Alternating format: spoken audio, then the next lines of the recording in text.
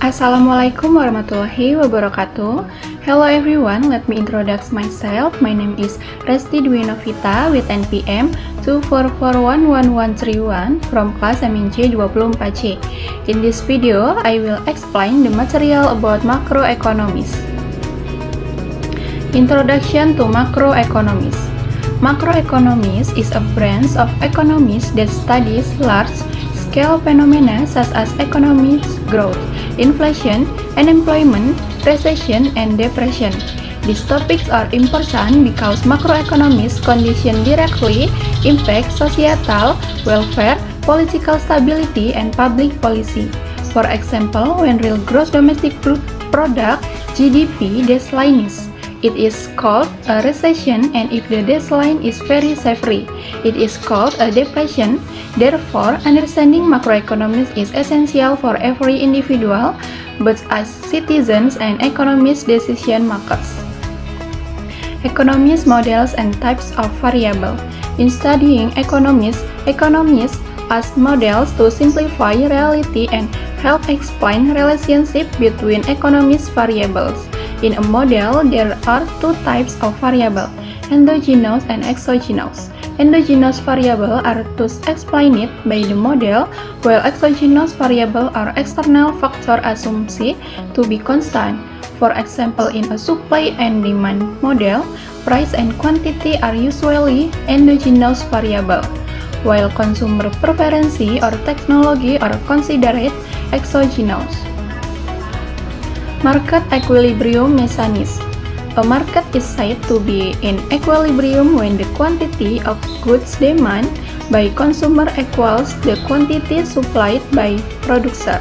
The intersection point between the demand and supply curve in the status indicates the equilibrium price and quantity.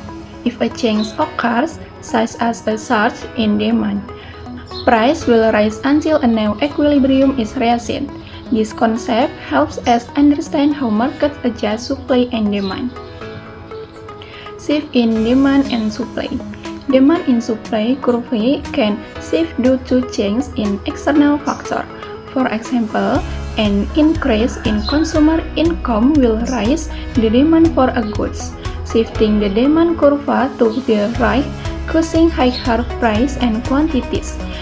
Conversely, if products costs fall, producers are willing to supply more at each price level, shifting the supply curve to the right, lowering price and increasing market quantity.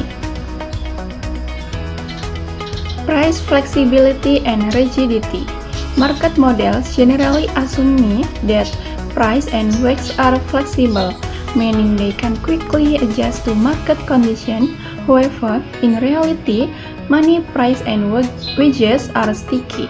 For instance, worker wages do not always fall when labor demand decreases due to contracts for legal regulation.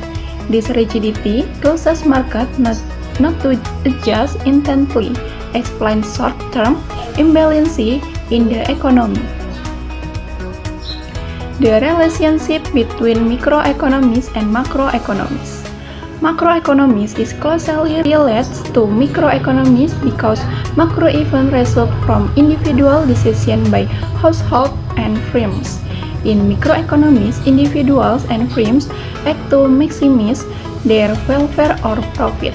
When these decisions are aggregated, macroeconomics phenomena like economic growth, inflation, and unemployment emerge.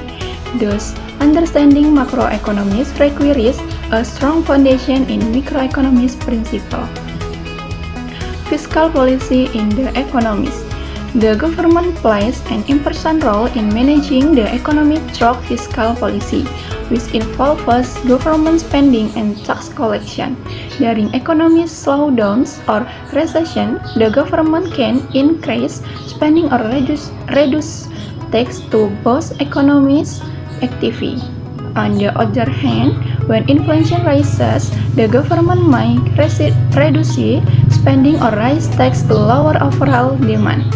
Fiscal policy is one of the main tools used to achieve economic stability and long-term growth.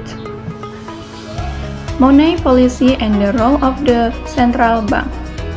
In addition to fiscal policy, the economy is also influenced by monetary policy managed by the central bank. The main goals of monetary policy are to maintain price stability, low unemployment, and balance economic growth. The central bank can control the money supply and interest rates to influence consumer spending and investment. For example, when inflation is high, the central bank can raise interest rates to reduce spending and control inflation. Gross domestic product (GDP). One of the main indicators in macroeconomics is gross domestic product or GDP, which is the total value of all final goods and service products in a country during a specific period. GDP is used to measure a country's economic performance and to determine whether the economy is growing or declining. If GDP increases, the economy is growing, but if it's declined for 2 consecutive quarters, the country is considered to be in a recession. Inflation and unemployment issue. In macroeconomics, inflation and unemployment are two major issues that are closely related.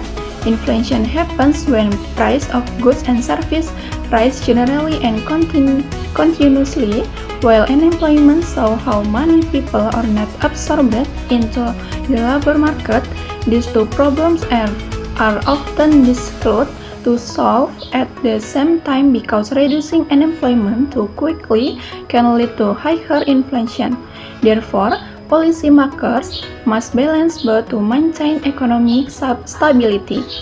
Conclusion: macroeconomics help us understand the overall economy through models that explain key phenomena such as inflation, unemployment, and economic growth.